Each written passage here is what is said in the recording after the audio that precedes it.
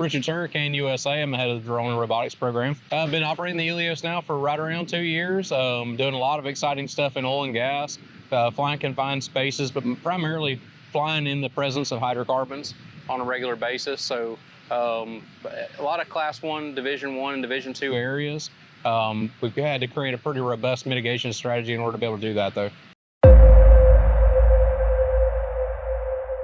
I think that's a game changer in the sense of it makes people feel more comfortable using the technology around those Class 1, Division 1, or those ATEX zones.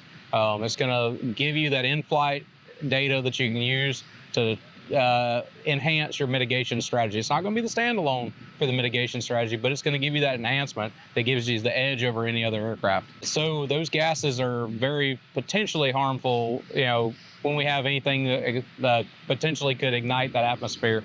And obviously, because these aircraft are not intrinsically safe, they're not completely sealed, and we are using lithium batteries, we want to know what we're in the presence of with those gases. So we want to know what the risk is in the event of an electrical failure, mechanical failure, or something were to go wrong.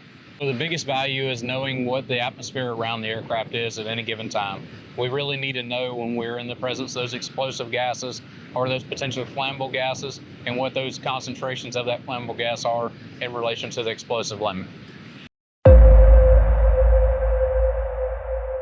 Division 1, Division 2 areas.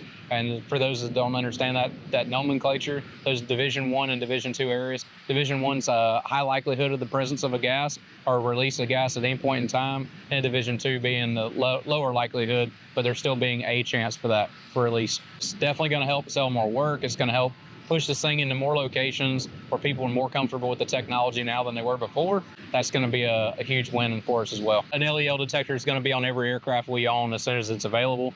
And it's probably going to help sell more drones because ultimately now I can push this into more projects and more work.